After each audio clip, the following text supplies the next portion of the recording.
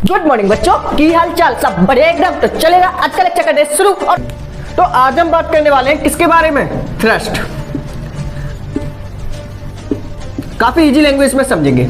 देखो, जैसे कि आपने फोर्स सुनी होगी, जैसे आपने फोर्स तो जानते हो ना। फोर्स क्या होता है? जब भी हम किसी चीज को पुश करते हैं या फिर हम क्या करते हैं, किसी चीज को पुल करते हैं, तो वही क्या होती है आपकी फोर्स। मतलब फोर्स क्या होगी आपकी? It is a push or pull of an object is called force। ये क्या होती है आपकी? फोर्स होती है। Simple define. ये तो आपने पढ़ा है ना कि जब भी हम किसी ऑब्जेक्ट को पुश करेंगे या फिर किसी ऑब्जेक्ट को पुल करेंगे तो उसी को क्या बोलोगे आप? फोर्स बोलोगे। सिंपल, इतना जानते हो।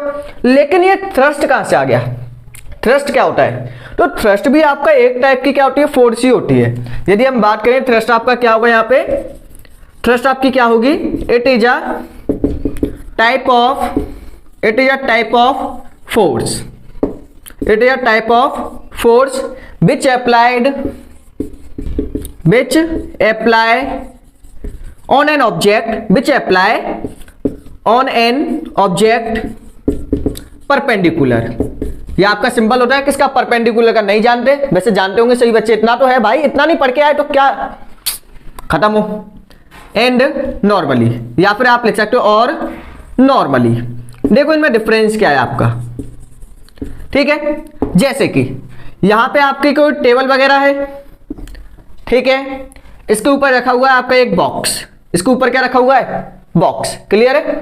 आपने इस बॉक्स को इस साइड करने के लिए आपने फोर्स कहां लगाई? इधर लगाई, इस डायरेक्शन में। मतलब जैसे कि ये आपकी एक बोतल है, ठीक है। इस पर मैं फोर्स ऐसे लगा रहा हूं। कैसे लगा रहा हूं? ऐसे लगा रहा हूं, ठीक है। फोर्स में ऐसे लगा रहा हूं। क्लियर है? तो ये तो आपकी फोर्स होगी ना। ये थ्रस्ट क्या होगा? जैसे कि देखो, एक बच्चे ने फोर्स ऐसे लगाई, एक बच्चे ने फोर्स ऐसे लगाई, एक बच्चे ने फोर्स ऐसे लगाई। क्लियर है? तो इसमें से आपको देखनी है कि किस बच्चे ने फोर्स परपेंडिकुलर लगाई। आपको क्या देखना है कि किस बच्चे ने फोर्स परपेंडिकुलर लगाई। परपेंडिकुलर का मतलब 90 डिग्री पे लगाई है। क्या इसका एंगल 90 बना है सरफेस के साथ? बिल्कुल नहीं बना। लेकिन इस वाले बच्चे ने जो फोर्स लगाई है वो कैसी लगाई है? 90 डिग्री पे लगाई है। तो जब हम किसी ऑब्जेक्ट पे या फिर किसी भी मटेरियल के ऊपर 90 डिग्री पर फोर्स लगाएंगे या फिर परपेंडिकुलर या फिर नॉर्मली अप्लाई करेंगे तो उसी को आप क्या बोलोगे? थ्रस्ट। तो थ्रस्ट क्या होगा? It is a type of force which apply on an object perpendicular और नॉर्मली। यदि हम क्या करेंगे, किसी ऑब्जेक्ट के ऊपर 90 डिग्री के डायरेक्शन में या फिर परपेंडिकुलरली फोर्स लगाएंगे तो उसी को क्या बोलोगे आप? थ्रस्ट। क्लियर है? जैसे कि देखिएगा, जैसे आपके पास एक कील है, ठीक है। आपके पास क्या एक नेल है। ये क्या आपका एक नेल, आप जानते होंगे क्या होता है? ये कील टाइप का होता है, ठीक है, टिंगल टाइप का। आपने इस पे फोर्स लगाई, तो आप इस पे फोर्स कैसे लगाओगे? अगर आपने इस साइड, मतलब इसको आपको अंदर करना है, यदि आपको क्या करना है, इसको ठोकना है, ठीक है, फिट करना है इसके अंदर, तो फिट करने के लिए आपको क्या करना होगा? आपको क्या करना होगा? इस पे फोर्स अप्लाई करनी होगी। वो फोर्स आप कैसे लगाओगे? बिल्कुल ऐसे लगाओगे तभी तो अंदर जाएगा। अगर आपने फोर्स इस डायरेक्शन, मतलब आपके पास जो हैमर है, यदि आपने उसको इस डायरेक्शन में मारा, क्या ये अंदर जाएगा? नहीं जाएगा। अगर आपने हैमर को इस डायरेक्शन में मारा, क्या ये अंदर जाएगा? नहीं जाएगा। हो सकता है कि आपकी जो नेल है वो क्या हो जाए? आपकी टेढ़ी हो जाए, ठीक है। लेकिन जब आप हैमर को बिल्कुल स्ट्रेट कितने एंगल पे मारोगे? 90 डिग्री एंगल पे या फिर नॉर्मली, तो आपकी जो नेल है वो कहां चली जाएगी? बिल्कुल अंदर। अब जो आपने यहाँ पे फोर्स अप्लाई किए वो कितने डिग्री पे किए? 90 डिग्री पे। कितने पे दिए? ध्यान देना, कितने डिग्री पे फोर्स आपने अप्लाई किया? इस पे 90 डिग्री पे। तो जब भी आप किसी ऑब्जेक्ट पे या मटेरियल पे 90 डिग्री वाले डायरेक्शन में फोर्स अप्लाई करोगे तो उसी को क्या बोलोगे आप? थ्रस्ट। क्या बोलोगे आप इसे? थ्रस्ट। क्लियर है? तो थ्रस्ट क्या होगा? इट इज द परपेंडिकुलर और normally force of an object. किसी ऑब्जेक्ट के ऊपर जो आपकी परपेंडिकुलर फोर्स होगी उसी को आप बोलोगे थ्रस्ट। आप समझ गए होंगे। डिफाइन आपके सामने लिखी हुई है। एक डिफाइन हम यहां पे और लिख सकते हैं, क्या? थ्रस्ट की परपेंडिकुलर और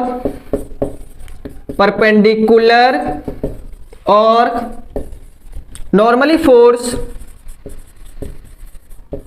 परपेंडिकुलर और नॉर्मली फोर्स अप्लाई ऑन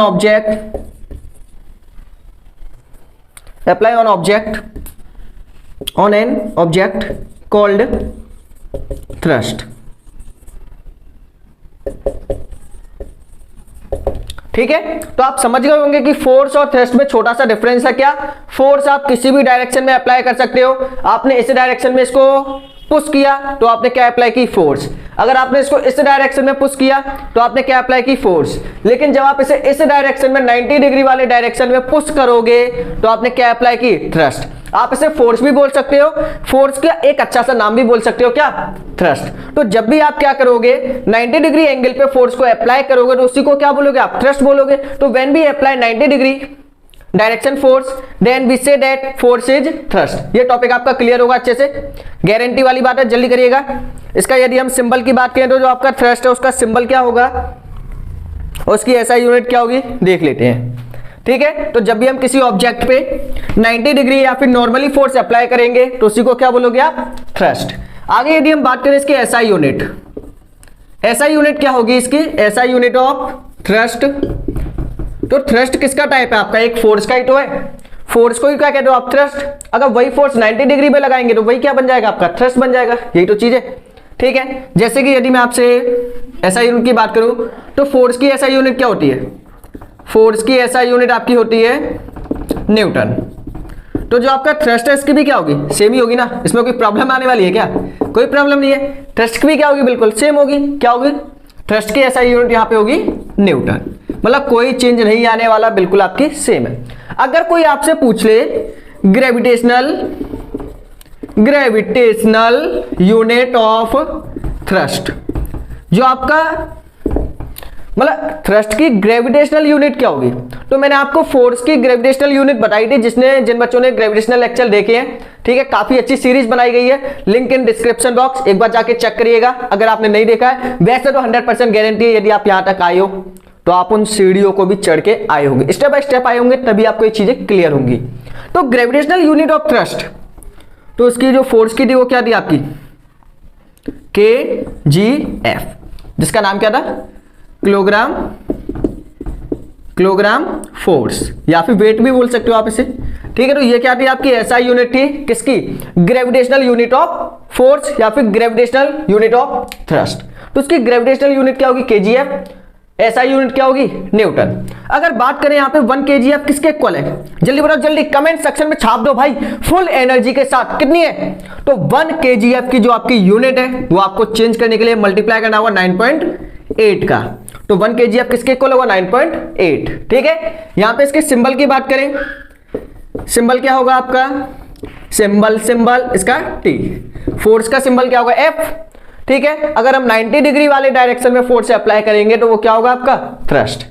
ठीक है, इसी में एक क्वेश्चन ले लेते हैं, फाइंड थ्रस्ट।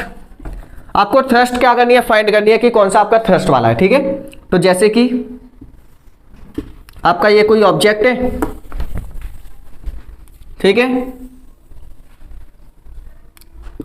एक बच्चे ने इधर से फोर्स अप्लाई की, एक बच्चे ने इधर से फोर्स अप्लाई की, एक बच्चे ने इधर से फोर्स अप्लाई की। ये 1 है, ये 2 है, ये 3 है। सिंपल सा क्वेश्चन है, कुछ नहीं है। इसमें से आपको ओनली क्या पहचानना है? आइडेंटिफाई करना है। Identify what is the thrust. इसमें कौन सी वाली फोर्स आपकी थ्रस्ट है? कौन सी होगी? 90 डिग्री वाली। कौन सी फोर्स 90 डिग्री पे लग रही है? ये वाली फोर्स। तो यही क्या होगा आपका? थ्रस्ट होगा। तो कौन सा होगा आंसर? ठीक है, थ्रस्ट इज सेकंड। जो आपकी सेकंड वाली है वही क्या होगी? थ्रस्ट। तो जल्दी से वीडियो को स्टॉप करके इसको नोट करिए।